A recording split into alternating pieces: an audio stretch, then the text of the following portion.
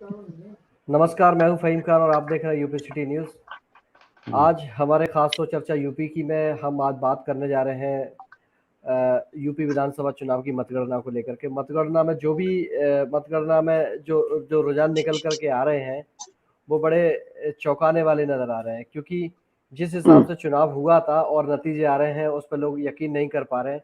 इसी बात पर चर्चा करने के लिए हमारे साथ दो खास मेहमान मौजूद हैं।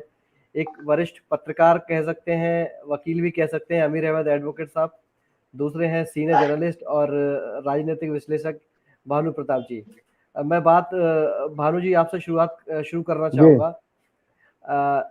लगभग सवा बज चुका है और बीजेपी बहुत लीड बनाई हुई है अभी तक, ठीक है। हाँ, तो इन रुझानों को लेकर के आप क्या कहेंगे?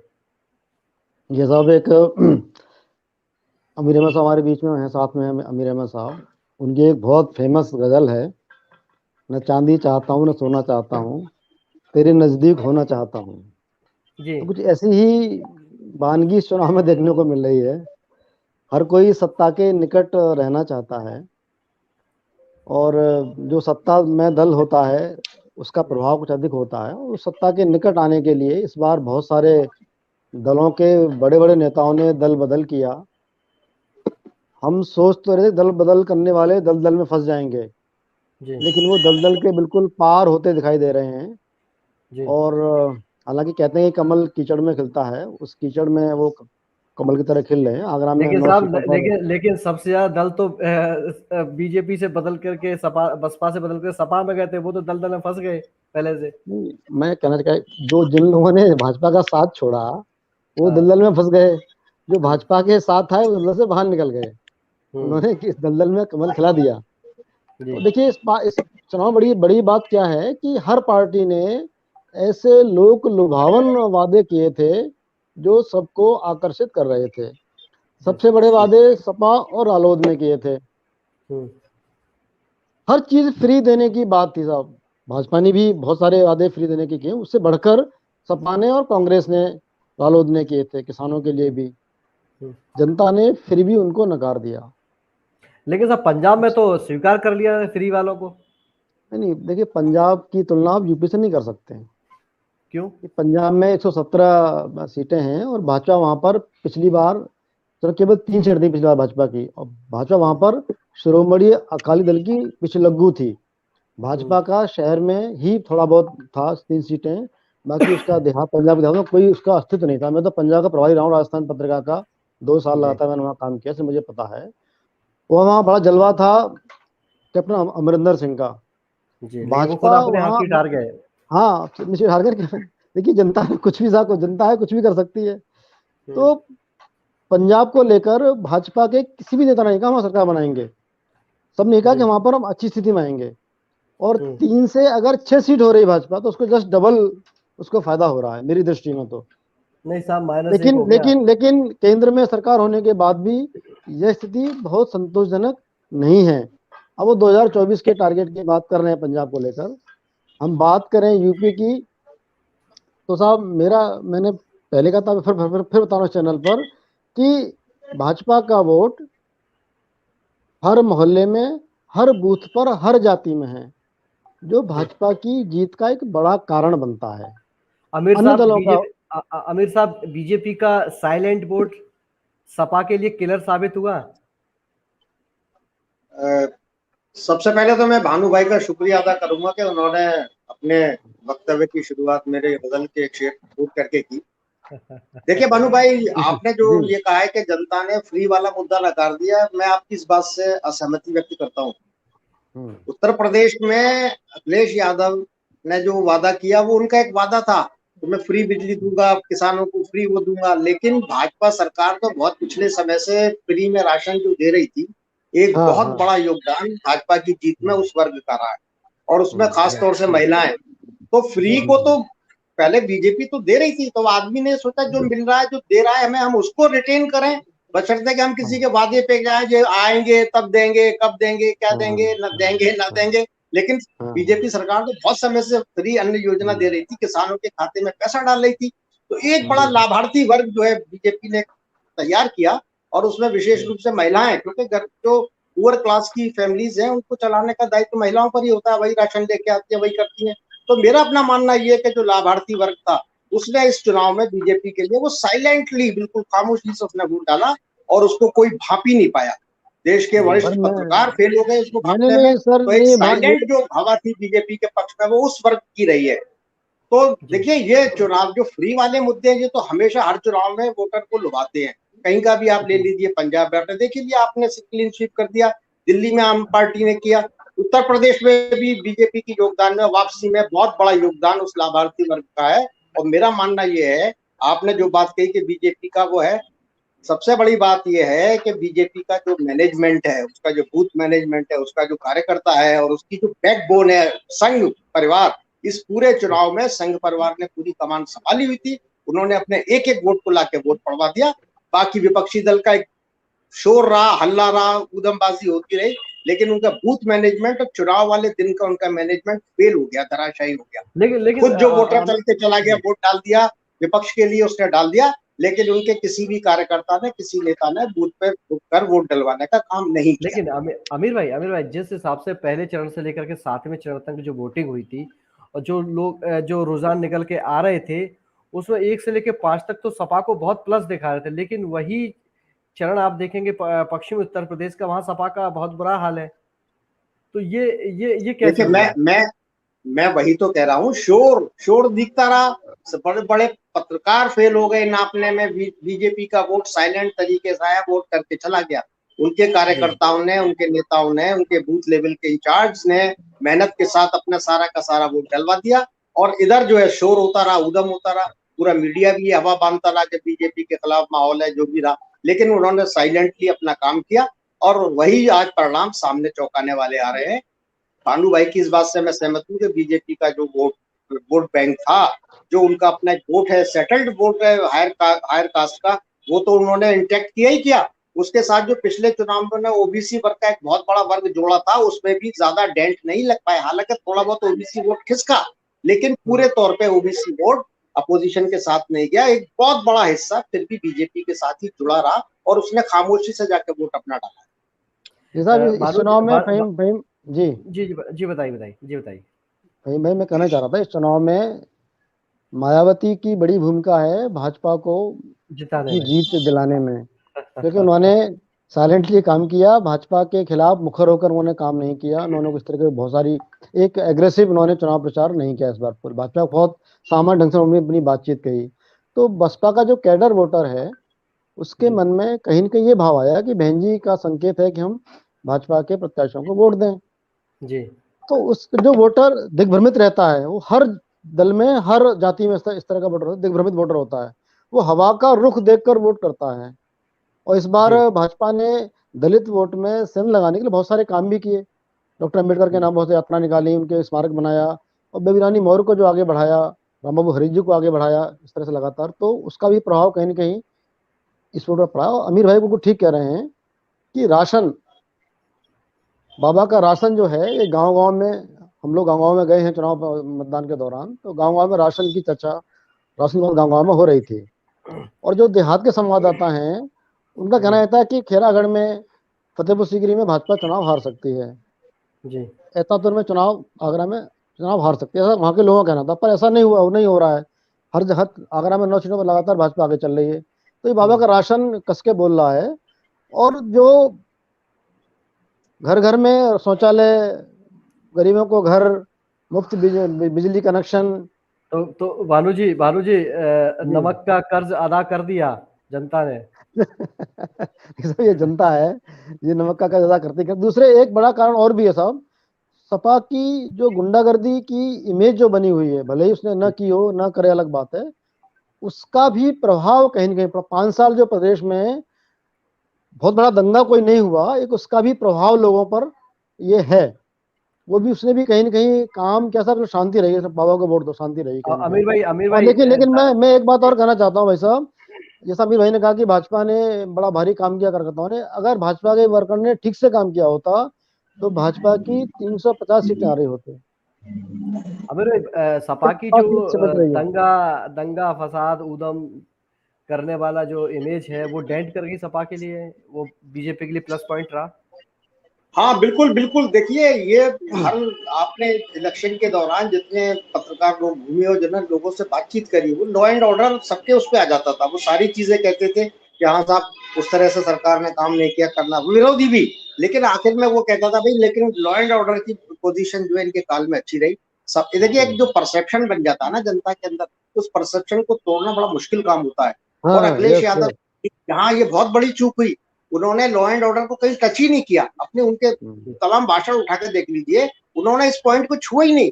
अगर वो इस परसेप्शन को शुरू से ही तोड़ते कि नहीं देखिए ये गलत हम पे आरोप है, या ये कहते कि चलिए पिछला जो हो गया लेकिन इस बार हम मजबूत है, हमने अपने वर्कर्स को समझा दिया और अब किसी भी तरह का लॉ एंड ऑर्डर की पोजीशन हम इनसे अच्छी बेटर करेंगे, तो लॉ एंड ऑर्डर पे जो है तो उन्होंने अपना ध्यान केंद्रित ही नहीं किया। वो 300 यूनिट फ्री बिजली, बाकी इनकी कमियां वो गिनाने में लगे रहे। लेकिन जो परसेप्शन आम आदमी में, भानु भाई की बात से मैं सहमत हूँ, तो लोगों का एक परसेप्शन आम आदमी का यही है कि साहब वो सपा लेकिन के सर आते फिर गुंडागर्दी लेकिन शुरू हो लेकिन जाएगी। लेकिन सर वो एक परसेप्शन, परसेप्शन जो है बीजेपी को बहुत काम किया। एक परसेप्शन तो उन्होंने हटाने का काम किया ना, परिवारवाद को। उन्होंने एक टिकट दिया, बाकी किसी को टिकट नहीं दिया।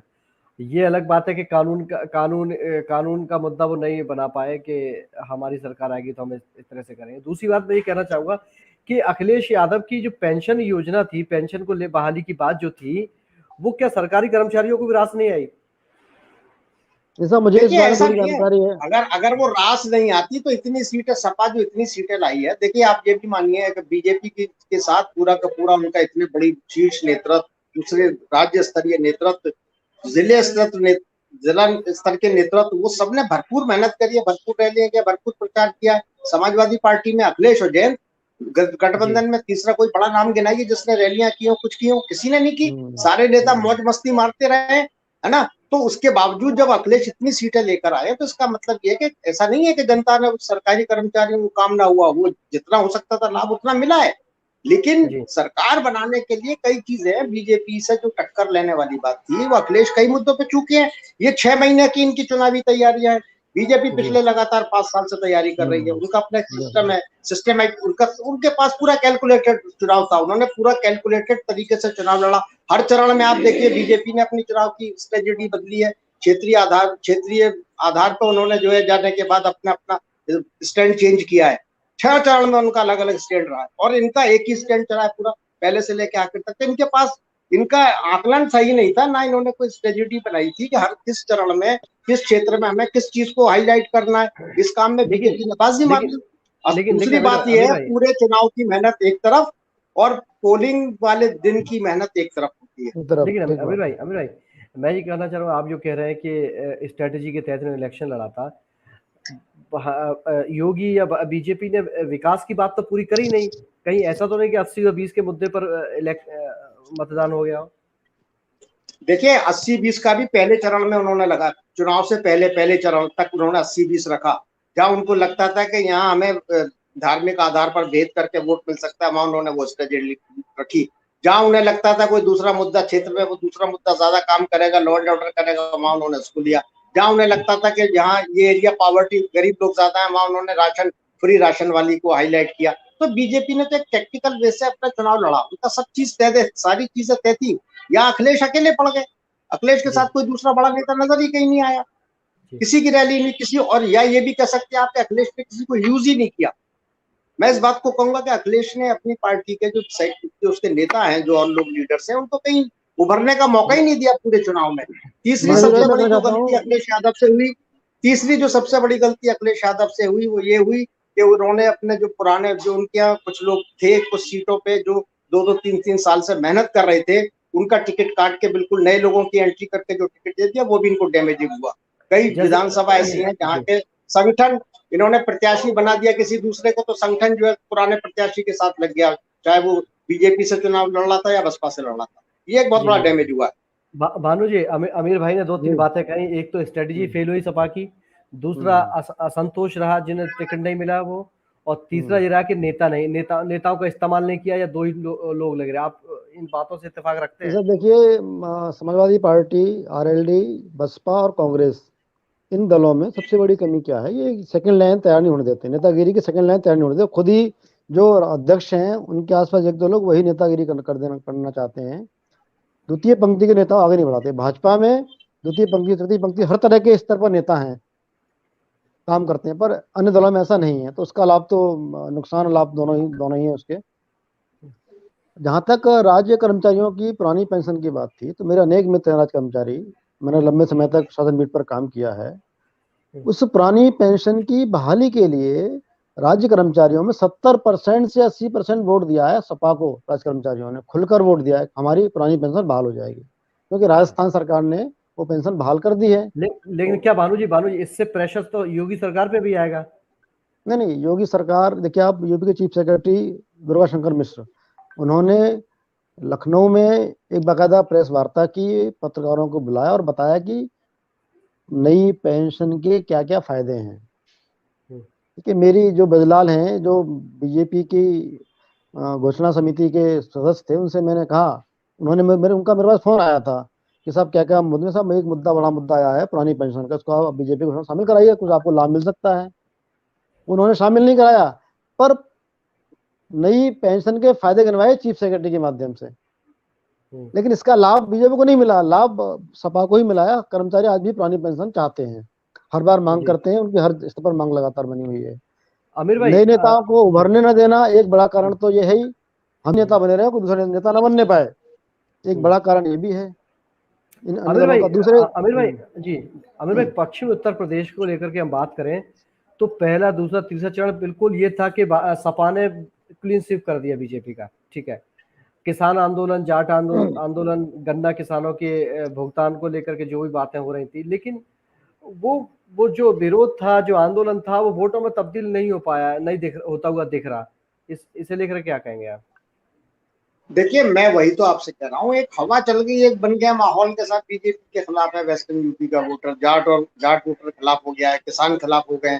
लेकिन जो मैंने जैसे आपसे अर्ज किया, जो साइलेंट वोटर था, जिसने खामोशी से वोट डाला है, देखिए एक जो परसेप्शन बनता है, वो तो जो लोग बोल रहे हैं मुखर होकर, तो वो तो वही बोल रहे थे, जो सरकार के खिलाफ थे वो खुल के बोल रहे थे। लेकिन जो सरकार के समर्थक थे, वो खामोशी से अपना काम करके उन्होंने वोट डाल दिया। अब जब सारे नतीजे आएंगे, जब वोटों का निकल कर आएगा, तब ये चीज क्लियर हो पाएगी कि वो कितना विरोध रहा उन क्षेत्रों के अंदर, तब असल में कर पाएंगे। अभी हम लोग इस बारे में कुछ बात नहीं कर सकते, क्योंकि अभी तक आंकड़े हमारे पास पूरे नहीं है। लेकिन हाँ, ये बात जरूर है कि जो परसेप्शन था कि पहले फेज में बहुत बड़ा नुकसान हो गया, दूसरे फेज में बहुत बड़ा नुकसान हो गया, वैसा उतना नुकसान नहीं हुआ। नुकसान तो हुआ, लेकिन उतना नुकसान नहीं हुआ जितना नुकसान लोग मान के चल रहे थे। और बीजेपी ने अपने साइलेंट वोटर के जरिए अपनी इमेज, अपना नुकसान काफी हद तक कम कर दिया। बीजेपी ने अल्पसंख्यक वोट को लेकर के अगर बात चली है, तो ऐसा पहली बार होता दिखा कि कम्युनिटी वाइज वोट किया है इस बार लोगों ने। पर्सनली वोट नहीं किया, इंडिविजुअल वोट नहीं हुआ, कम्युनिटी वाइज वोट हुआ है। जैसे परसेप्शन बना लोगों में कि सपा को इस बार मुस्लिम ने बहुत वोट दिया है, तो क्या इन रुझानों में वो होता हुआ नजर आ रहा है आपको?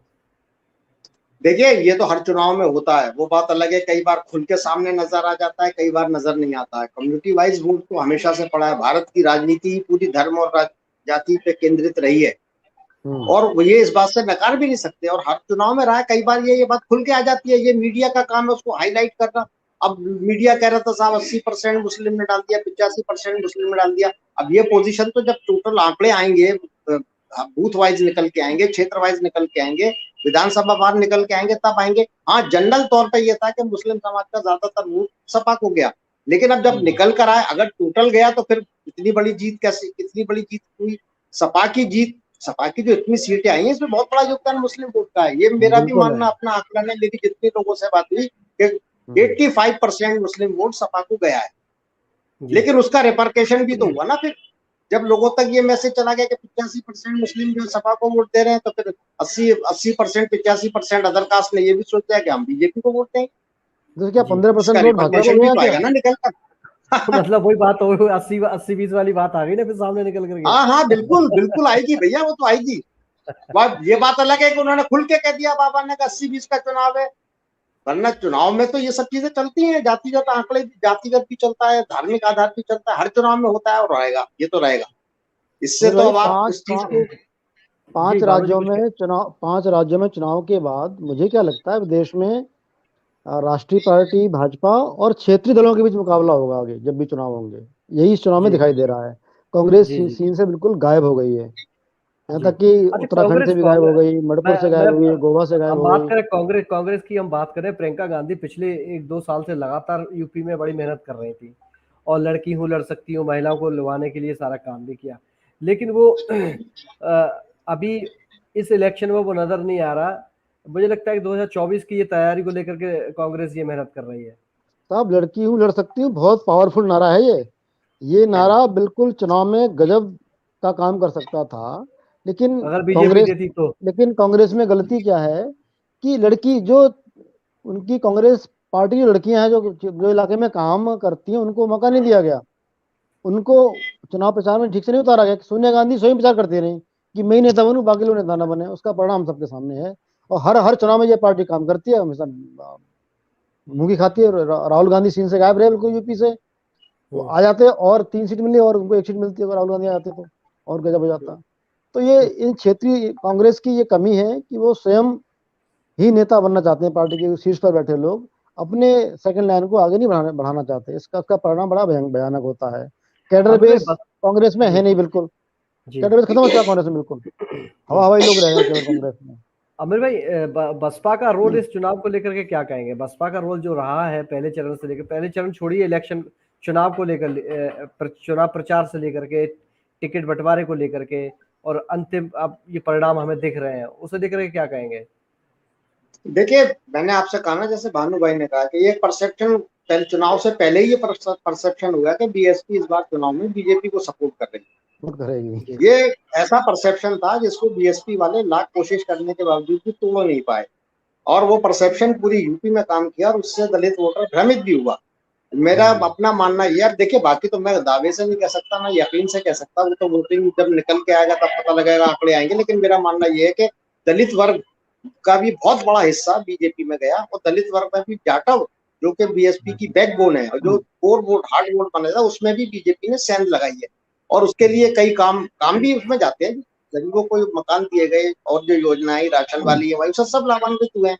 और बीएसपी ने भी एक तरह से कहीं, बीएसपी ने शो ही नहीं किया कि वो इस तरह से लड़ रही हो चुनाव में। बहुत लेट स्टेज पर आने के बाद बहन जी बोली, और यही हालत कांग्रेस की रही। लड़की हूँ लड़ सकती हूँ नारा बहुत देर से आया। अगर यही नारा 1 साल पहले आ जाता और 1 साल पहले से अगर प्रियंका गांधी मेहनत कर लेती, तो मेरा मानना ये है कि कांग्रेस अच्छी खासी फाइट यूपी में देती। लेकिन और लड़की हूँ। आपने बिल्कुल ठीक कहा फाहिम भाई, कि कांग्रेस का जो जिस तरह से उसने चुनाव लड़ा है, तो साफ जाहिर हो रहा है कि उनकी इस इलेक्शन में उन्हें भी उम्मीद नहीं थी कोई। वो 2024 की तैयारी करके चल रहे हैं, और कांग्रेस एक भ्रम पाले हुई है। उनको लगता है कि बीजेपी का अल्टरनेटिव नेशनल लेवल पर मैं ही हूँ, और लोग मजबूर होकर परेशान होकर हमारे ही पास लौटेंगे। वो इसी स्ट्रेटेजी पे चल रहे हैं कि लोगों को थकने दो, परेशान होने दो, इस सरकार से परेशान हो जाएंगे और मजबूरी में हमारे पास लौट कर आएंगे। तो कांग्रेस तो उस पर चल रही है। कांग्रेस में लीडरशिप खत्म हो गई। आप आगरा ही उठा के देख लीजिए, गिने चुने कांग्रेसी रह गए हैं नाम के। कैडर तो छोड़ो भानु भाई, आप तो कैडर की बात कर रहे हो, मैं कह रहा हूँ लीडरशिप ही खत्म हो गई। कांग्रेस हाँ, की बिल्कुल लीडरशिप ही बिल्कुल नहीं है। ठीक बात है। आज वो भी उंगलियों पे गिन आपस में लीजिए, वो आज भी शहर आपस में में लड़ रहे हैं। कांग्रेस का एक भी ऐसा लीडर नहीं है जो अपनी उसकी एक आवाज पे 100 लोग भी इकट्ठे हो जाए। हाँ, वो भी नहीं है। 100 आपस में आदमी लड़ भी रहे हैं। इकट्ठे नहीं कर सकता कांग्रेस से कोई लीडर। और अच्छा। बीजेपी की एक बहुत बड़ी खूबी है कि बीजेपी ने तो मोहल्ले स्तर पे भी नेता खड़े कर दिए हैं, जिसकी मोहल्ले के आवाज के ऊपर कम से कम मोहल्ले के 500 लोग इकट्ठे हो जाते हैं 1 मिनट के अंदर। तो ये बीजेपी ने काम किया, उसने अपने कार्यकर्ताओं को सम्मान दिया है, आगे बढ़ाया है, उनमें लीडरशिप पैदा की है। ये बीजेपी का काम है जी। और इसको अच्छा, नकार नहीं सब सकते, ये क्वालिटी है। सब सब भानु जी, आरएलडी भानु को जी। आरएलडी के बारे में मानते हैं कि उसका जाट एक कैडर वोट है जाट।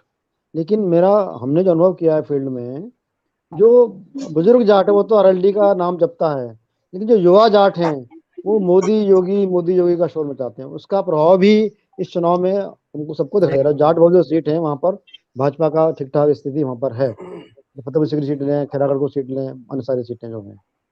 अच्छा, मैं ये देख रहा हूँ कि सपा ने जो स्ट्रेटेजी बनाई थी बीजेपी को घेरने के लिए, पश्चिम से लेकर उत्तर तक की, राजभर को जोड़ा, अपना दल को जोड़ा, आपका आरएलडी को जोड़ा, लेकिन ये कोई कामयाब होते नहीं दिखाई दिए। इसके पीछे क्या सबसे बड़ा फैक्टर नजर आया मेरे भाई? देखिए फहीम भाई, कल तक मैं जिंदाबाद कर रहा था मोदी जी की, कल तक मैं जिंदाबाद कर रहा था योगी जी की, और अचानक से मैंने पाला बदल दिया और मैं आके मैं 20 ऐप निकालने लगा। तो वोटर आज का जो सपोर्टर होता है ना, वो भी अब सोचता है, वो भी ऐसा नहीं है अंधा।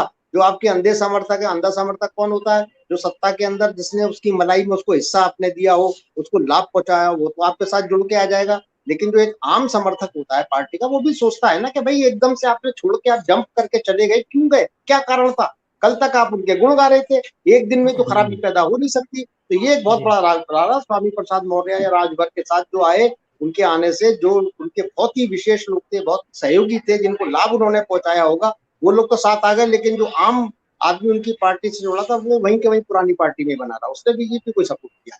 ये लोग ज्यादा डेंट नहीं कर पाए। जैसे इलेक्शन से पहले हम जो भगदड़ देख रहे थे कि 10 नेता सपा में आ गए, 20 नेता बसपा से जुड़ गए, भाजपा से चले गए, उस भगदड़ का भी सपा को फायदा नहीं मिला और बल्कि उसका मुझे लगता है नुकसान ज्यादा हुआ। हाँ बिल्कुल नुकसान हुआ है, उसका नुकसान हुआ है। अगर सपा ने इस पे काम नहीं किया होता, उसने सिर्फ अपने उन लोगों को टिकट दिए होते, उन्हीं लोगों को चुनाव लड़ाया होता जो 5 साल से उसके झंडा उठाए हुए थे पिछले चुनाव के बाद से, तो इनको ज्यादा लाभ मिलता। संगठन अलग हो गया बिल्कुल। कई जगह तो ये हुआ है कि इन्होंने नए लोगों को टिकट दिया था, संगठन पुराने प्रत्याशी के साथ चला गया जो दूसरी पार्टी से लड़ रहा था, और जो नया प्रत्याशी आया उसके साथ कितने लोग होते हैं भाई, किसी भी आदमी के साथ कितने होंगे, 1000 2000 500 लोग साथ होंगे, क्योंकि जो भी है उसकी ताकत पार्टी होती है। अब जो श्यामी प्रसाद मौर्य या ओम प्रकाश राजभर या और लोग जो जंप करके आ गए, तो उनके साथ जब वो भाजपा में थे तो पूरा एक पार्टी का कैडर उनके साथ था, वो उनकी ताकत वो थी, उनकी अपनी व्यक्तिगत ताकत नहीं थी।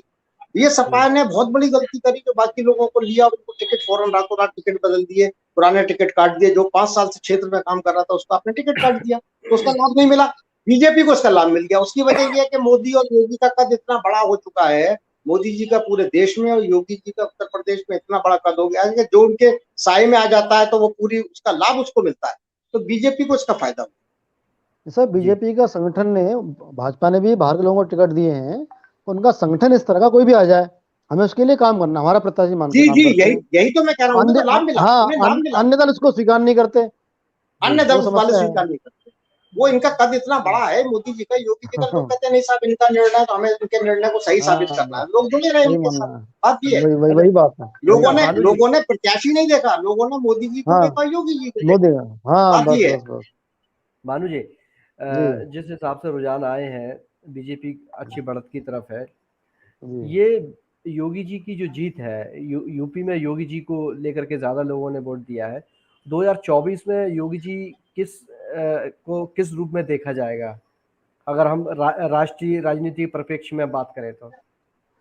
ये सब लोगों के मन में क्या है कि एक समय वो आने वाला है जब योगी को प्रधानमंत्री पद का ऑफर दिया जाएगा और मोदी जी रिटायर होंगे, ऐसा लोग कहते हैं। अब जैसे बहुत पार्टी के बहुत अंदर की बातें नहीं, हैं, इस पे मैं, लोग तो ये भी कहते हैं कि अमित शाह चाहते ही नहीं है कि योगी जी पीएम बने। वो लोग तो बहुत सारी चीजें कहते हैं। नहीं, चर्चा तो ये भी है कि उनको सीएम नहीं बनाएंगे, उनको केंद्र में ले जाएंगे या किसी और को सीएम, यूपी में सीएम बनाएंगे।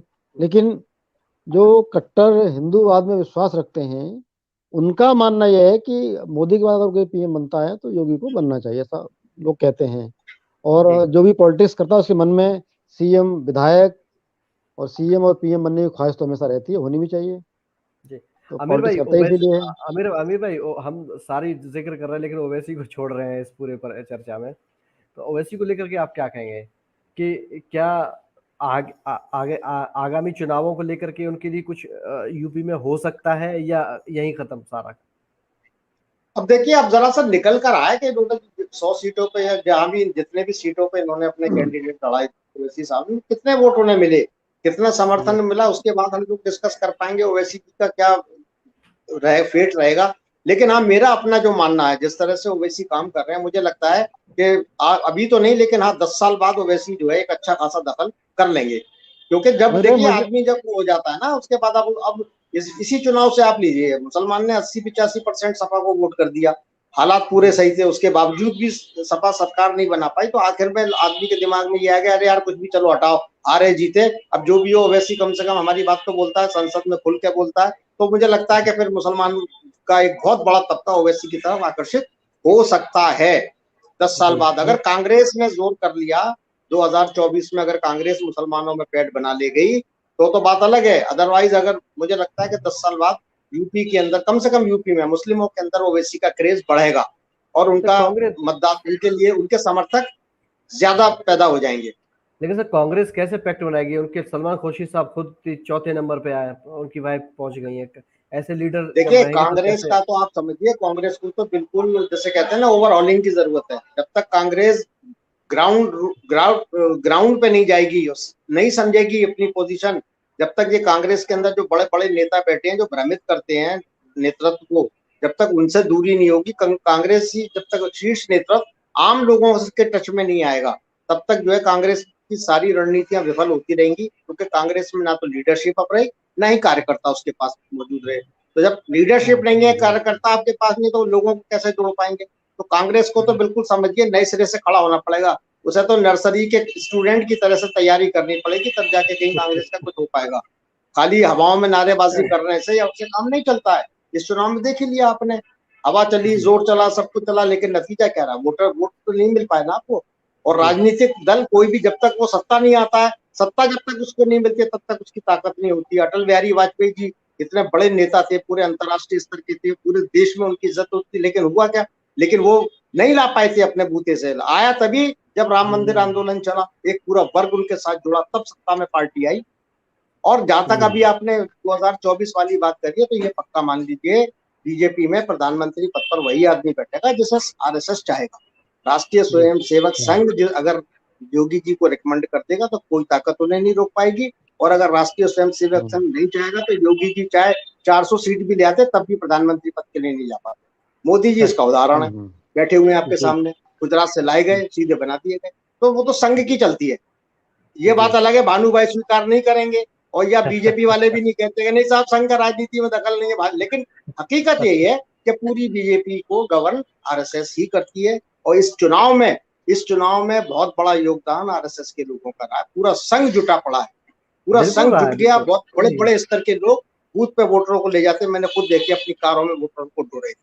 वो बिल्कुल सही बात है। बीजेपी के मेंबर नहीं है ऐसा आमिर भाई, संसद में आरएसएस को गालियां दी जाती थी, आरएसएस को कोई डिफेंड करने वाला संसद में नहीं था। इसके बाद आरएसएस ने फिर एक राजनीतिक पार्टी जनसंघ का गठन किया, अपने संसद में हमारी बात भी पहुंच सके। तो कोई कुछ भी कहे कि भाजपा और संघ अलग अलग है, ऐसा नहीं है। भाजपा जो है संघ परिवार का एक सबसे बड़ा, सबसे अहम हिस्सा है। और यह जान लेना चाहिए कि समाज में परिवर्तन, देश में कुछ करना है तो सत्ता प्राप्ति के बाद ही किया जा सकता है। सत्ता जो है हर ताले की चाबी है, उससे ही आप प्राप्त करते, तो ये करना ही पड़ेगा उनको। और जहाँ तक यूपी में मुसलमानों की बात है अमीर भाई, यूपी में मुसलमान का वोट था कांग्रेस के साथ। जैसे जैसे भाजपा का उदय होता गया तो मुसलमानों के मन में ये आएगा कि भाजपा उनके लिए बड़ा हुआ है, उनको भाजपा उनको खाएगी, भाजपा सत्ता में आई तो भाजपा को हराने के लिए वोटिंग करने लगे। मुसलमानों ने अपनी लीडरशिप विकसित नहीं की, अपनी पार्टी नहीं बनाई यूपी में, वो एक पार्टी के पिछलग्गू बन गए। इस कारण मुसलमानों की जो राजनीतिक, शैक्षिक, सामाजिक, आर्थिक उत्थान होना चाहिए वो नहीं हो पाया आज तक, क्योंकि जब तक अपनी लीडरशिप विकसित नहीं करेंगे नहीं कर पाएंगे ये। आमिर भाई, पिछलग्गूपन को ओवैसी हटा सकते हैं क्या? तो जी भानु जी ने कहा है कि जो मुस्लिम जो पिछलग्गू बन गए राजनीतिक पार्टियों के और सिर्फ बीजेपी को हराने के लिए वोट करते थे, तो क्या ओवैसी के आने से ये पिछलग्गूपन का तमगा हट सकता है मुस्लिमों से? हाँ देखिए, ये बिल्कुल अब इस बात की प्रबल संभावना पैदा हुई है इस चुनाव के बाद कि आगामी 10 सालों के अंदर ओवैसी जो है एक महत्वपूर्ण फैक्टर बन के उभरेंगे यूपी के अंदर, मुस्लिम लीडरशिप के अंदर। और मुझे ये लगता है कि 10 साल सर बीच में बात काट रहा हूँ कि क्या सिर्फ ओवैसी मुस्लिमों के दम पर सत्ता हासिल कर सकते हैं? सत्ता ना हासिल करें, मैंने आपसे पहले कहा ना, सत्ता हासिल ना करें। मैं अगर उन्होंने 10 एमएलए भी निकाल लिए, अगर 10 एमएलए भी उन्होंने आगामी चुनाव में अपने निकाल लिए, तो बहुत बड़ी इनकी उपलब्धि हो जाएगी। वो ये सत्ता तो हासिल करने का, ये तो आप समझ, सत्ता तो कभी आ ही नहीं सकती, सत्ता तो कभी नहीं आ सकती। सत्ता तो तब होगी जब कोई त्रिशंकु विधानसभा बने और उसमें उनके 25-30 एमएलए हों, जिनके सहयोग से सरकार बने, सत्ता में साझेदारी कर लें। अकेले दम पे तो मतलब ही नहीं है होने का। लेकिन हाँ, ये जरूर हो जाएगा कि अब मुसलमान थक हार के अब वो सोचेगा हमने सपा को इतना बड़ा समर्थन दे दिया, इसके बावजूद नहीं आई, तो भाई परवीनी को सपोर्ट करो, विपक्ष में तो रहना ही है। तो फिर विपक्ष में एक ऐसा दमदार होना जो हमारी आवाज को उठाए, हमारी बात को बोले।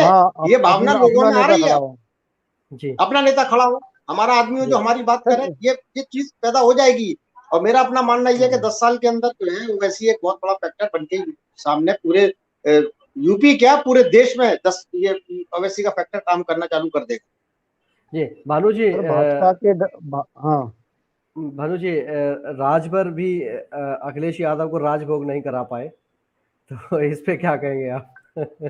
राजभर बहुत ही विदूषक टाइप नेता है, तो कोई बिल्कुल गंभीरता सही। की राजनीति वो नहीं करता, कभी यहाँ कुछ भी कह देना, कुछ भी बोल देना, उसका एक स्वभाव है। तो हम्म, उसका कोई ज्यादा महत्ता नहीं है, उसको एक निश्चित इलाके में उसका प्रभाव है, हम्म, निश्चित जाति में उसका प्रभाव है, वो भी बहुत हम्म, पूरी यूपी में नहीं है, एक निश्चित कुछ जिलों में है। तो क्या उसको गंभीरता से लेना था, मैं तो मानता नहीं उसको। और हम्म, साहब इस बार अनिल भाई आपने एक बात देखी कि भाजपा के डर से सपा ने भी मुसलमानों के मुद्दे प्रमुखता से नहीं उठाए, जी, उनकी उन्होंने बात ही नहीं की जी, कि हम क्या करेंगे, मुस्लिम इतना बड़ा पिछड़ा हुआ मुसलमान है भाई, उनको पढ़ाया नहीं जाता है, उनको सरकारी नौकरी नहीं मिलती मुसलमानों को, उनको जी, किराए पर मकान ही नहीं मिलता है हिंदू मोहल्लों जी। में। तो इन मुद्दों को कोई बात ही नहीं करता, इन मुद्दों पर, अब हमारे क्योंकि साथ भाजपा का डर है, उनको लगता है कि जी, हम मुद्दे उठाएंगे तो भाजपा के लिए वोट एकजुट हो जाएंगे हिंदुओं के, इसलिए मुद्दों को उठाओ मत। हमारे साथ तो इसलिए महेंद्र मुसलमानों को अपनी लीडरशिप बनाना बहुत आवश्यक है। महेंद्र कुमार जी जुड़ गए। महेंद्र कुमार जी हमारी पिछली डिबेट में बैठे हुए और कह रहे थे हाँ। कि इस बार का सबसे बड़ा मुद्दा कानून व्यवस्था है, और वही इस इलेक्शन में हाँ। सब सब हमारे पैनलिस्ट जिक्र कर रहे हैं। तो सिंह साहब क्या हाँ। कहेंगे इस पे आप? देखिए, मैंने मैंने दो बातें कही थी पिछले बार आपके शो में, राशन और शासन। जी, हम्म। तो राशन जो एक बहुत बड़ा जो है, जब उत्तर प्रदेश के मजदूर कामगार बड़े मेट्रो से दिल्ली मुंबई से उनको वहां की सरकारों ने जब वापस भगा दिया कोविड के जी, दौरान, तब जिस तरीके से स्टेट गवर्नमेंट ने उनका हाथ संभाला, अभी ये कहा जा सकता है कि जो है, और ये एक बड़ी आशंका उस समय व्यक्त की जा रही थी कि यूरोप की कई यूरोपीय देशों की आबादी से अधिक आबादी का उत्तर प्रदेश और उत्तर प्रदेश की सरकार क्या ये बोझ संभाल पाएगी। और देखिए, आज का रिजल्ट जो है उस पर मुहर लगाता है कि किस तरीके से जो है सरकार ने लोगों की जो एक चुनौती थी जीवन और जीविका की, उस पर सरकार खरा उतरी। और एक बहुत बड़ा लाभार्थी वर्ग जो जाति धर्म वर्ग तमाम जो तरीके के जो वो हैं बंधन हैं, उनको तोड़ के उभरा।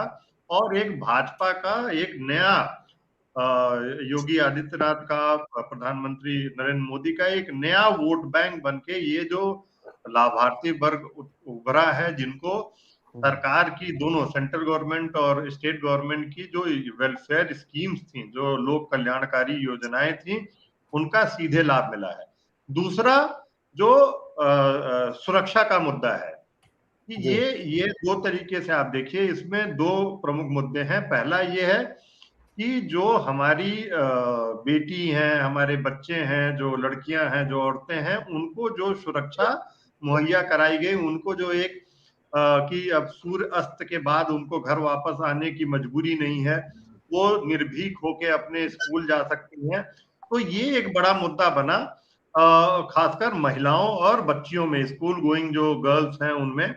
जो दूसरा इस सुरक्षा का पहलू था, वो जो माफिया है, जिनको जिनको जो है मीडिया जो है एक थोड़ा महिमा मंडित करती है बाहुबली कह के, जो खासकर जो है उत्तर प्रदेश में ये बहुत बड़ी चुनौती बन के उभरे थे। अगर आप रूल ऑफ लॉ की बात करें, कानून के शासन की बात करें, तो जिस तरीके से इनके खिलाफ, और इन्होंने देखिए इनके जो विक्टिम्स होते थे वो यही गरीब तबका, यही जो है जिन जातियों की बात हम करते हैं, जो जो एमबीसीज हैं, जो एससी एसटीज हैं, यही इनके जो क्रिमिनल एक्ट थे उनका शिकार यही बनते थे। और जब इनके ऊपर एक्शन होना शुरू किया, तो निश्चित रूप से इन्होंने जो सरकारी जमीन या जो छोटे किसानों की जमीन इन लोगों ने कब्जा की थी उनको, तो ये भी एक वर्ग जो है, बहुत बड़ा वर्ग जो है उभरा, जो भाजपा को जमीन पे जो है कहीं न कहीं लाभ पहुंचाते हुए दिखाई दिया। जो आमिर एक आमिर और भाई जी, जी, जी, पूर्ण बोलिए, मुद्दा बोलिए, है। जी जी, हाँ। बोलिए, बोलिए, आप बोलिए। हाँ, एक और जो बहुत महत्वपूर्ण मुद्दा बन के उभरा है, वो देखिए कि विपक्ष ने जो है किस तरीके से विपक्ष की जो भूमिका थी 5 साल में वो नहीं निभाई गई। आप देखिए 4.5 साल तक विपक्ष कहीं उत्तर प्रदेश में दिखाई नहीं दिया, ट्विटर को छोड़ के या सोशल मीडिया को छोड़ के।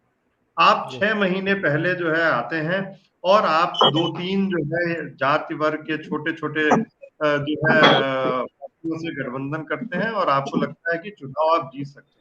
नहीं, वही अभी भाई आज बात जो अभी कर रहे सारी आपका चीजें वही मुकाबला बात है। हाँ, आपका मुकाबला एक ऐसी पार्टी से है जिसके जो चुनाव जो है 24/7/365 डेज लगती है। तो ऐसी पार्टी का आप मुकाबला जो है 6 दिन के अंदर ऐसी पार्टी का मुकाबला 6 महीने के अंदर ऐसी पार्टी का मुकाबला आप नहीं कर सकते। अब देखिए यही हुई थी 2017 में भी। 4 साढ़े 4 साल तक जो है समाजवादी पार्टी आपसी विवादों में उलझी रही और उनके उनके उनके पैर के नीचे से जमीन खिसकती गई और उनको लगा कि नहीं, अब 4.5 साल तक तो जो परिवार में जो प्रॉब्लम्स थी उनको अब 6 महीने में हम जो है एक आधा अधूरा एक्सप्रेसवे बना के और हम चुनाव जीत लेंगे। लेकिन ऐसा नहीं हुआ तब भी। तो अब ये एक बहुत बड़ा मैसेज है उत्तर प्रदेश के लिए और खासकर नॉर्थ इंडिया के लिए कि कहीं के 1990 के दशक में जो मंडल पॉलिटिक्स शुरू हुई थी उसका खात्मा हुआ है। ये लगातार देखिए चौथा चुनाव है जिसमें उत्तर प्रदेश की जनता ने जो शो कॉल्ड सोशल इंजीनियरिंग की बात होती है, जो कास्ट बेस्ड मोबिलाइजेशन की बात होती है, उसको कहीं न कहीं उत्तर प्रदेश की जनता ने नकारा है, चाहे 2017 रहा हो, चाहे तो 2019 क्या रहा हो। आमिर भाई मैं आमिर भाई के पास जाऊँ, क्या कास्ट वाइज पॉलिटिक्स सिर्फ सपा कांग्रेस बसपा करती, बीजेपी नहीं करती? जैसे कि नहीं, मैं नहीं, सिंह बता क्यों साहब नहीं बात कर करती रहे है, क्यों नहीं करती है, क्यों नहीं करती है? हर अरे पार्टी आप करती टिकट वितरण है। उठा के देख लीजिए ना, हर पार्टी एकदम नहीं रहा। जाति आधारित टिकट देती है। जिस जाति के वोटर ज्यादा उसी जाति के आदमी को टिकट मिलता है। सारी पार्टी को उठा के आप देख बिल्कुल लीजिए। बिल्कुल तो ये कोई थोड़ी ऐसा कह ही है। सकता कि बीजेपी ने उस पे नहीं किया। बीजेपी ने सबसे बड़ा काम इसी पे किया। उसने तो जो बैकवर्ड क्लासेस थी, अदर बैकवर्ड क्लासेस थी, ओबीसी वर्ग था, उसमें पूरा काम किया है। टिकट वितरण उठा के आप देख लीजिए, जहाँ दलित बाहुल्य है वहां दलित को टिकट दिया है, जहाँ ओबीसी ज्यादा है वहां ओबीसी को टिकट दिया है। तो जाति आधारित राजनीति तो इस देश की आवश्यकता बन गई एक तरह से कहा जाए तो। अब कोई भी पार्टी जाति से हटकर राजनीति नहीं कर सकती। जी। अच्छा, दूसरा हम कहेंगे, अभी सिंह साहब ने कहा कि जो बुलडोजर बाबा के नाम से प्रसिद्ध किए गए योगी आदित्यनाथ जी को, तो क्या ऐसी इमेज बनाई गई, मीडिया परसेप्शन दिया गया कि देखिए साहब योगी जी हैं तो ये माफियाओं की खैर नहीं है? देखिए, मैं आपसे एक बात कहता हूँ, आप जो है एनसीआरबी के आंकड़े उठा के देख लीजिए, उत्तर प्रदेश अपराध में सबसे नंबर 1 के ऊपर रहा है, लेकिन वो उस चीज को अपोजिशन सामने ला ही नहीं पाया। सिंह साहब ने जो कहा 4.5 साल विपक्ष सोता रहा, वो बात बिल्कुल सही है। अगर विपक्ष ने पहले दिन से उस चीज को लेके आते, महिलाओं की सुरक्षा की बात हुई, ठीक है, एक परसेप्शन दे दिया कि अब आधी रात के बाद भी निकल आएगी, लेकिन आप उठा के देख लीजिए, हर दिन आपको 2-4 खबरें गैंग रेप की, महिलाओं के साथ अत्याचार की मिलेंगी। आंकड़े यही कहते हैं, लेकिन उस चीज को विपक्ष कहीं ला ही नहीं पाया। 6 महीने के अंदर आप किन किन मुद्दों को ला पाते? विपक्ष इस बात को समझा ही नहीं पाया जनता को कि लॉ एंड ऑर्डर जो है स्थिति कोई ज्यादा अच्छी नहीं सुधरी। एक परसेप्शन दे दिया गया कि साहब वो है। जहां तक बाहुबलियों के खिलाफ बुलडोजर चलाने का सवाल है, एक लिस्ट उठा के देखिए कितने बाहुबलियों के खिलाफ बुलडोजर चले हैं आपके। लेकिन एक प्रचार ऐसा कर दिया गया मीडिया का सहारा लेके कि जैसे आपने पूरे प्रदेश से माफिया खत्म कर दिए, बाहुबली खत्म कर दिए। हकीकत यह है कि बाहुबलियों का आज भी राज चल रहा है। अब टिकट के अभी परिणाम जब पूरे क्लियर होंगे तब आप देखिएगा जहां से बाहुबली लड़े कितने वोट उन्होंने पाए, या उनके लड़कों ने कितने वोट पाए, उनकी पत्नियों ने कितने वोट उनको लोगों ने दिए हैं। तो ये तो देखिए भारत की राजनीति का ये पहलू है, इसे कोई खत्म नहीं। हाँ, बात यह है कि परसेप्शन जनता में ये मैसेज चला गया, आपने 10 में से 2 आदमी टारगेट कर लिए, उन पर बुलडोजर आपने चलवा दिया। मैसेज ये दे दिया जैसे आपने सारे बाहुबलियों के खिलाफ बुलडोजर चला दिया। धनंजय सिंह आज भी शान से घूम रहे हैं, धनंजय सिंह के खिलाफ आज तक एक भी कार्रवाई नहीं हुई, लेकिन अपोजिशन इस बात को कहीं ला ही नहीं पाया। और लाभार्थी वर्ग, जैसे मैंने भी कहा था, सिंह साहब ने कहा, लाभार्थी वर्ग ऐसा निकल कर आया, अपोजिशन ने लाभार्थी वर्ग पर राशन के ऊपर टच ही नहीं किया। अपोजिशन ने इस बात को जनता को समझाया नहीं कि भाई ये तो किसी की भी सरकार होती उसको करना ही था, ये उसकी लाइबिलिटी है। कोरोना पीरियड में जब देश भीषण संकट से गुजरना था, सरकार किसी की भी होती, ये योजना तो उसे देनी ही होती, लाभ उसको देना ही होता।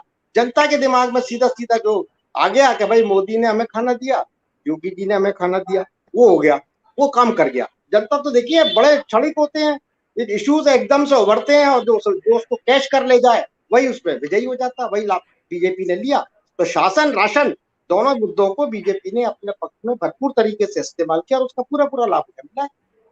जी सिंह साहब कुछ कहना चाह रहे हैं मेरे भाई आपकी बात पे? जी, मैं एक चीज कहना चाहता हूं कि पहली बात, हमें मतदाता के विवेक पे प्रश्न नहीं उठाना चाहिए कि बीजेपी ने ऐसे कह दिया तो उन्होंने मान लिया। मतदाता नहीं मानता है। इंडिया शाइनिंग हम किसी से भूला नहीं है। इंडिया शाइनिंग कि मतदाता जब तक महसूस नहीं करता है, उसको जब तक लाभ नहीं मिलता है, और जैसा हमारे सहयोगी पैनलिस्ट ने बोला कि ये तो देना ही था। देखिए, सबसे बड़ी फूड सब्सिडी भारत सरकार के लिए और स्टेट गवर्नमेंट के लिए उसमें जो लीकेजेस थे वो सबसे बड़ी चुनौती थी, सबसे बड़ी चुनौती थी। और इस सरकार ने, और तमाम घोटाले होते थे, राशन की दुकानों पे लाइन लगता था, किसी को राशन नहीं मिलता था, गलत लोगों को राशन मिलता था, सारे फेक राशन कार्ड बने थे। सारा वीड आउट करके, बिना किसी की जात देखे, मजहब देखे, धर्म देखे, ये पहुंचाना एक बहुत बड़ी चुनौती थी जो इस सरकार ने हासिल की। देखिए, ये इस पे स्टडी होनी चाहिए, इस पे थीसिस होनी चाहिए, इस पे कि किस तरीके से इतनी बड़ी संख्या में आप जो है किस तरीके से स्टेट गवर्नमेंट ने और सेंट्रल गवर्नमेंट ने इस स्कीम को चलाया। आप बताइए, सिंह साहब ये तो सारे राज्यों ने चलाया ना, ऐसे थोड़ी कि अकेले उत्तर प्रदेश में ही आधे लोग आ रहे थे, वो तो सारे प्रदेशों में आ रहे थे। तो पर्टिकुलर उत्तर प्रदेश की देखिए, तो उत्तराखंड में भी फायदा मिल रहा है, गोवा में भी फायदा मिल रहा है। आपने जो देखिए, वो जो गवर्नमेंट करेगी, ये फूड सब्सिडी, अगर आप गूगल अभी करें तो देखिए फूड सब्सिडी में लीकेजेज और करप्शन के कितने केसेस आपको मिलेंगे। और ये इतनी बड़ी स्कीम जिसको इन्होंने निश्चित रूप से, अगर आप काम करते हैं और तभी आप काम को बेच सकते हैं, अगर आप काम नहीं करेंगे तो आप बेच नहीं सकते हैं। और जनता इतनी मूर्ख नहीं है, वो भी उत्तर प्रदेश की इतनी राजनीतिक रूप से शिक्षित जनता, कि आप बहकावे में आ जाएं। यही जनता है जिन्होंने इंडिया शाइनिंग को नहीं बाई किया था। तमाम प्रोपेगेंडा के बाद, तमाम मीडिया मैनिपुलेशंस के बाद भी इंडिया शाइनिंग जो है वो विफल रहा था। तो ऐसा नहीं है। दूसरी चीज, जहां क्राइम की बात हुई, देखिए, सोशल क्राइम्स कोई भी गवर्नमेंट नहीं कंट्रोल कर सकती। जो योगी आदित्यनाथ की सरकार की सफलता है, वो इन्होंने ऑर्गेनाइज्ड क्राइम, जो संगठित अपराध था, उसकी कमर तोड़ दी है।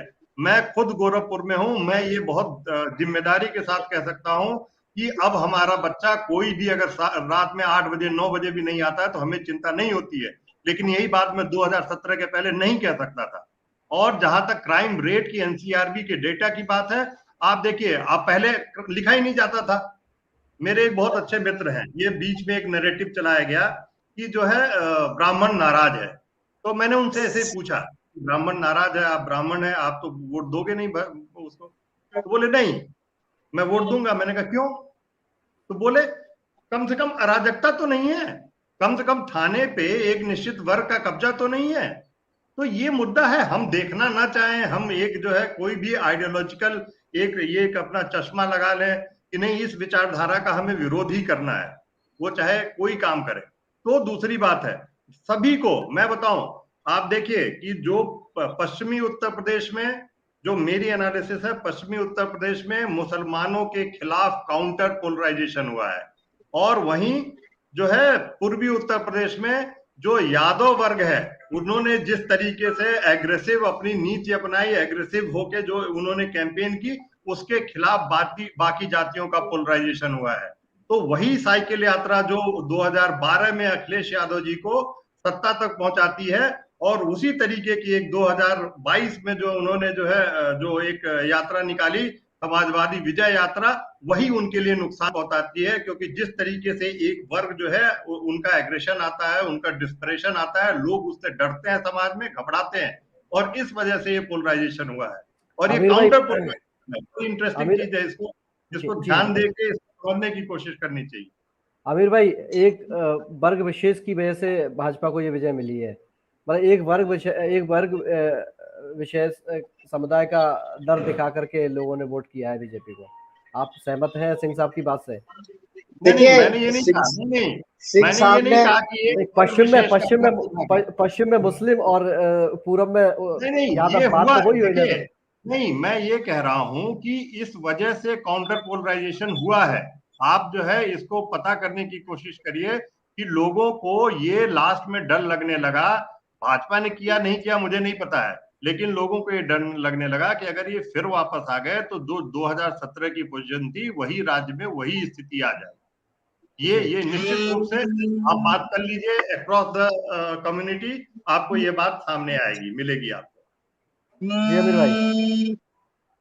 देखिए सिंह साहब ने जो बात कही, सिंह साहब मैंने जो ये बात कही थी राशन वाली, आपने कहा कि जनता भ्रमित नहीं होती है, मैंने ये नहीं कहा कि भ्रम गया, जनता को तो लाभ मिला। लेकिन आप ये बताइए कि जिन राज्यों में बीजेपी की सरकार नहीं थी, क्या उन राज्यों ने ये राशन नहीं दिया लोगों को? क्या उन्होंने भूखा मरने दिया? या आप ये मानिएगा यूपी में योगी जी की सरकार नहीं होती या केंद्र में मोदी जी की सरकार नहीं होती, किसी और दल की सरकार होती, तो क्या वो लोगों को भूखा मरने देती? ये तो उसकी लाइबिलिटी थी, उन्होंने अपने कर्तव्य का पालन किया।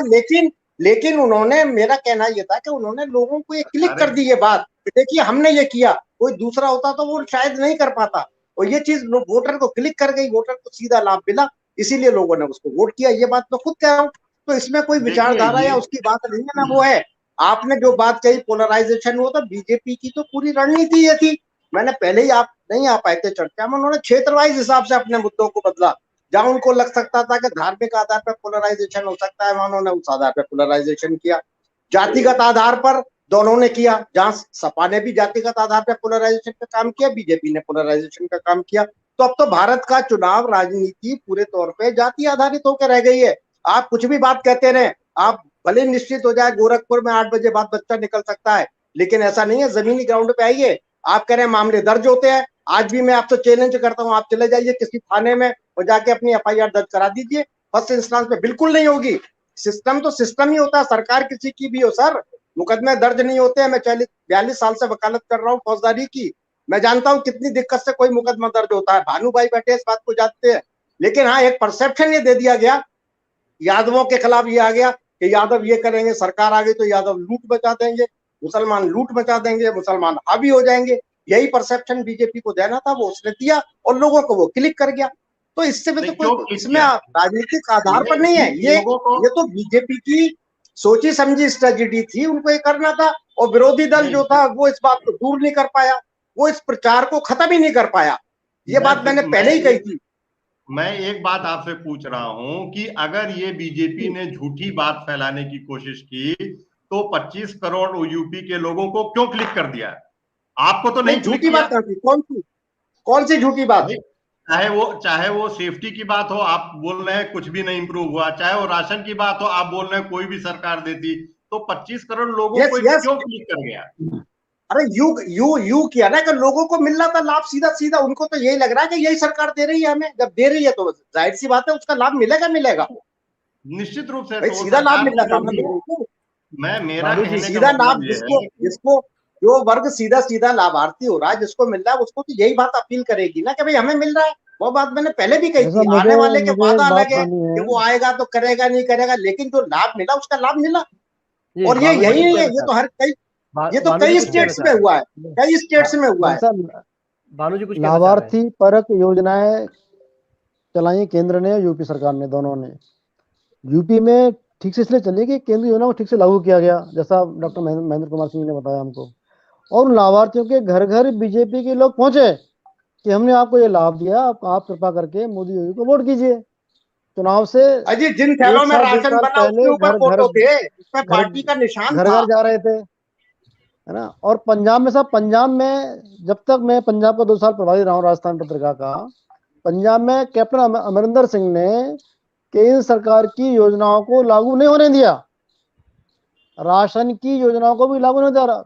राशन आया केंद्र सरकार से, वो डंप पड़ा रहा, उसने बंटने नहीं दिया, उसने कहा अपना राशन बांटेंगे, उससे बहुत विलम्ब हुआ। तो उसका खामियाजा वहां पर पंजाब में यही कह सकते हैं कि राशन के दम पर योगी जी शासन फिर से करेंगे। नहीं, पंजाब में जैसा मैंने खुद देखा, पंजाब में पूरा सारा घटनाक्रम मैंने, तो वहां का खामियाजा भुगतना पड़ा कैप्टन अमरिंदर सिंह को।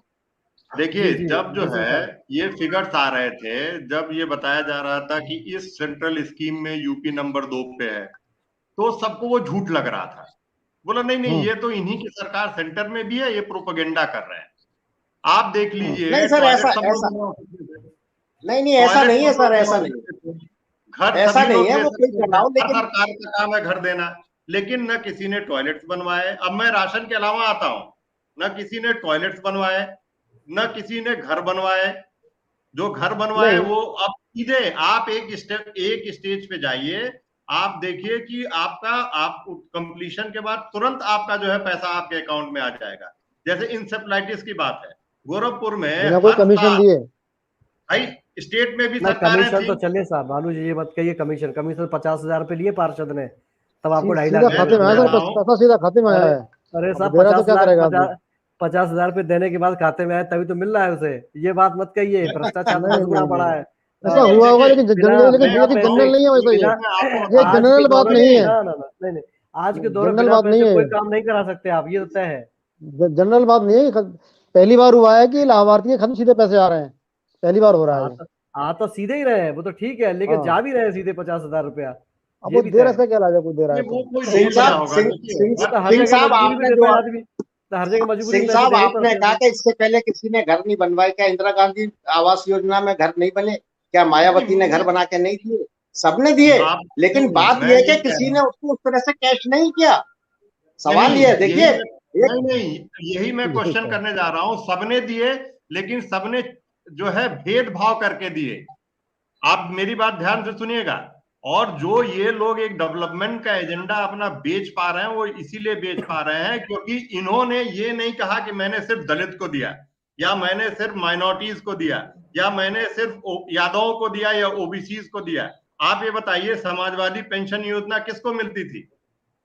आप बताइए ईमानदारी। तो जी देखिए जी, सिंह, वो तो बात इन्होंने, नहीं तो। देखिए इन्होंने जो स्कीम्स को जो एक बिना भेदभाव के लागू किया, आप माने या ना माने, उसका इनको फायदा मिला।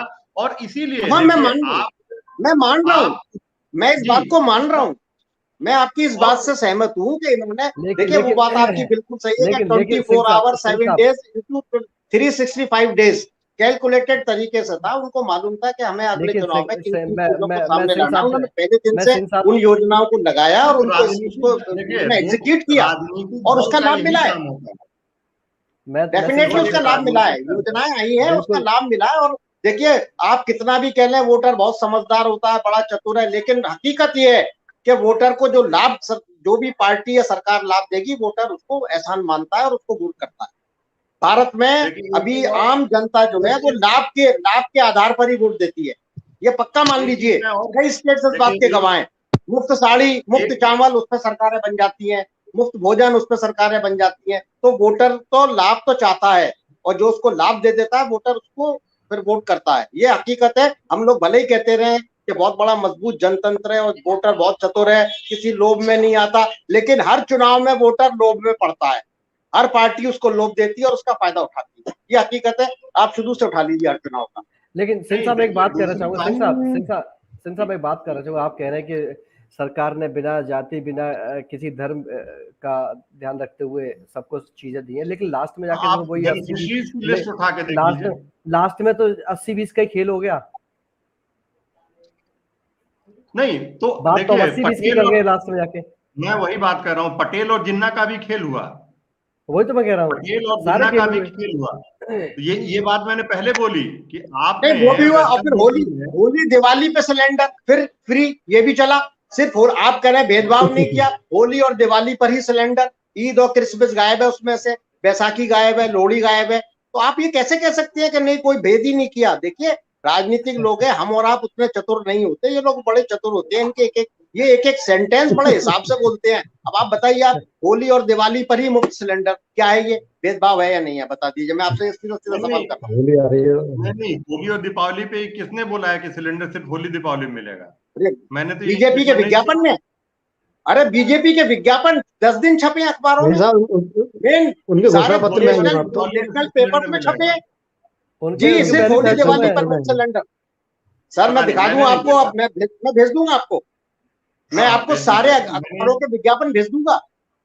सबसे और एक ऊपर चीज और हेडलाइन, बताएं, सबसे पहला यही, फर्स्ट यही जी। एक ये अभी बात तो है इसी विज्ञापन इलेक्शन, में। एक चीज जो 10% सभी सीटों पे जी 10% जो है, मैं आप दोनों लोगों से जानना चाहूंगा, 10% जो है, 10 से 12% ज्यादा महिलाओं ने पुरुष की अपेक्षा वोट किया। और ये लोग कह यस रहे यस, हैं इसमें इसमें मुस्लिम महिलाएं भी शामिल हैं जिन्होंने भाजपा को वोट हाँ होंगी क्यों नहीं? हाँ बिल्कुल दिया होगा। मैंने पहले आप नहीं आए थे, मैंने अर्ज किया है राशन योजना में लाभ। देखिए जो पुअर सेक्शन को राशन का लाभ मिला उसमें महिलाएं पूरा ज्यादातर घर की जिम्मेदारी संभालती हैं, वही राशन लेके आती हैं करती हैं, तो जाहिर सी बात है जिसको लाभ मिला वो तो देगा, कोई भी हो। वो राशन वाला बहुत बड़ा लाभार्थी वर्ग रहा है, उसने वोट किया है। और लॉ एंड ऑर्डर वाला वो भी एक बड़ा वर्ग रहा है, बहुत बड़ा, उसने भी किया उसी आधार पर। लेकिन जो मेन जो रोल रहा है वो उसी वर्ग का रहा है, जो चाहे वो राशन योजना से लाभान्वित हुआ हो, चाहे मकान वाली योजना से लाभान्वित हुआ हो, चाहे वो शौचालय वाली से रहा हो। उसमें कोई भी क्लास नहीं है, कोई जाति नहीं है, धर्म नहीं है, वो उसने फिर वोट किया है। लाभार्थी पर योजना का बड़ा भारी हाथ है। वक्त की कमी है भानु भाई, वक्त की कमी है। फिर आपसे अगले राउंड पे चर्चा करेंगे। हमसे जुड़ने के लिए बहुत बहुत धन्यवाद अमीर भाई, आपका भी, भानु जी आपका भी, डॉक्टर साहब आपका भी। धन्यवाद सर। शुक्रिया। नमस्कार। Thank you.